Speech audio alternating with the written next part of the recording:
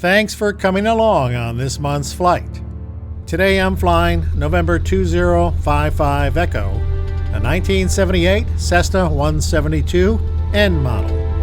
I've completed all of my pre-takeoff checks, and I'm taxiing out to the end of runway 23 here at the Charlotte Monroe Executive Airport. However, I've got a bit of a wait.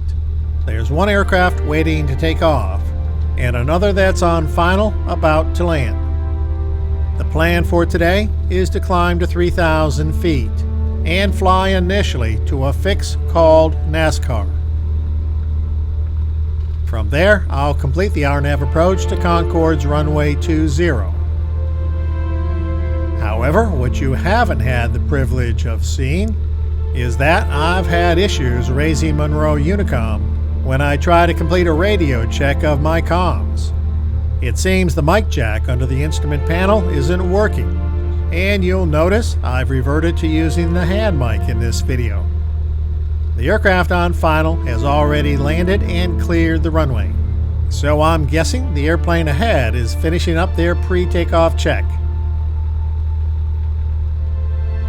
Alright, the aircraft ahead is taking the runway, and I can now move up to the hold short line. I just need to wait for the departing airplane to get airborne and put some distance between us.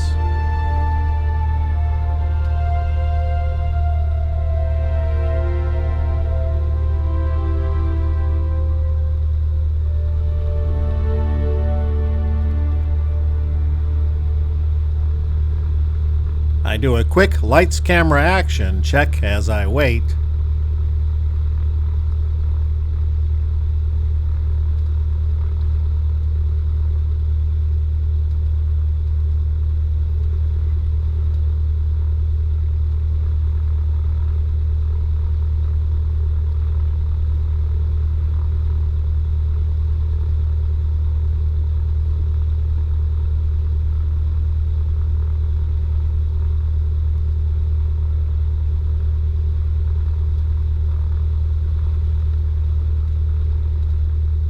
Okay, that looks good to me.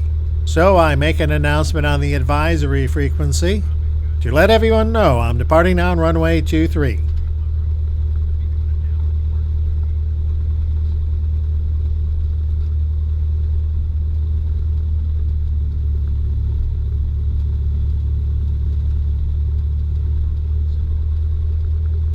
Line up on the center line. I smoothly advance the throttle.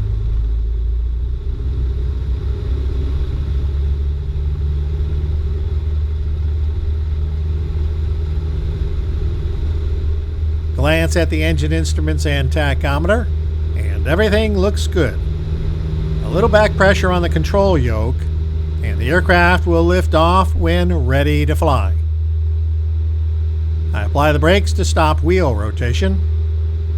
Establish a comfortable climb attitude, and climb straight ahead on the runway heading.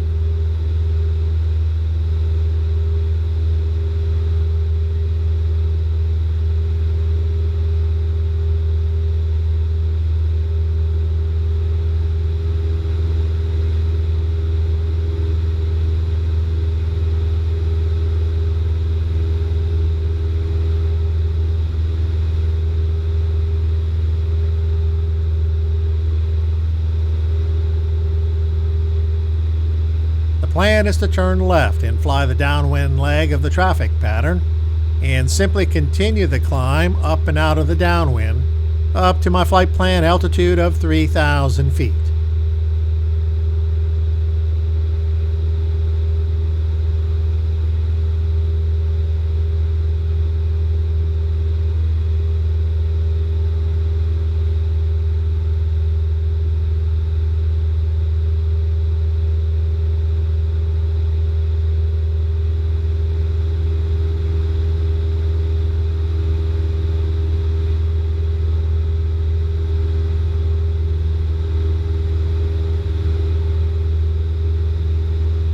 There's my turn to crosswind.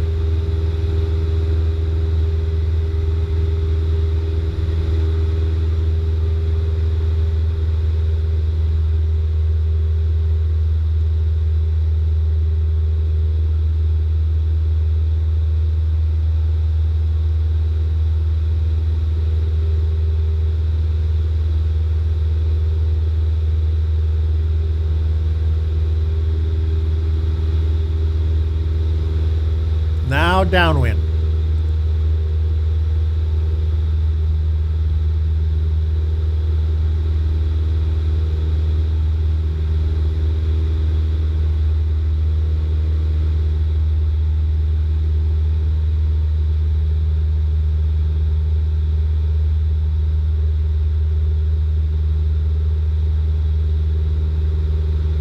I just went through 2,000 feet, so let me see if I can reach Charlotte approach.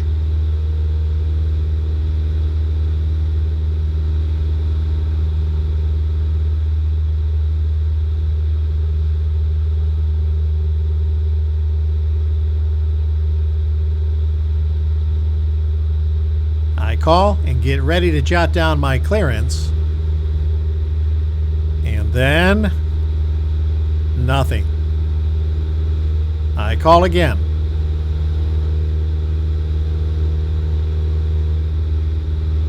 All right, she responded that time. I tell the controller where I'm at and I'm looking to pick up my IFR clearance.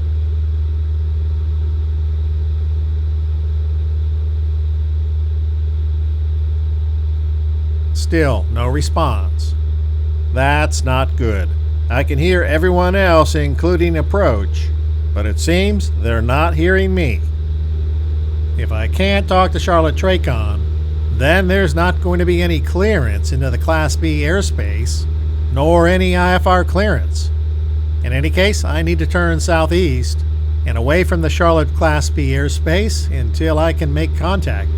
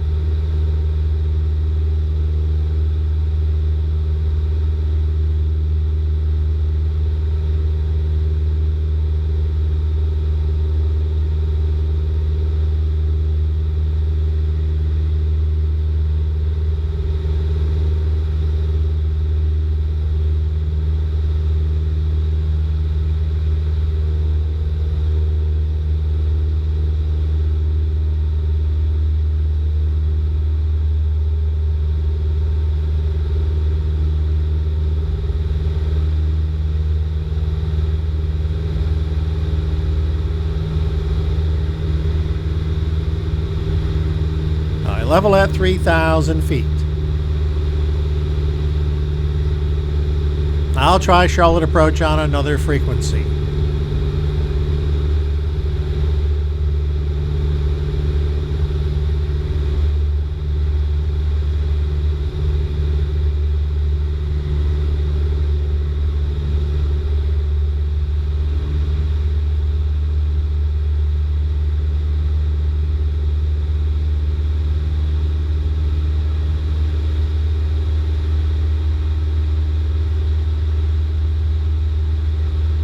Still no good. Well, without a reliable radio, I can't talk with approach.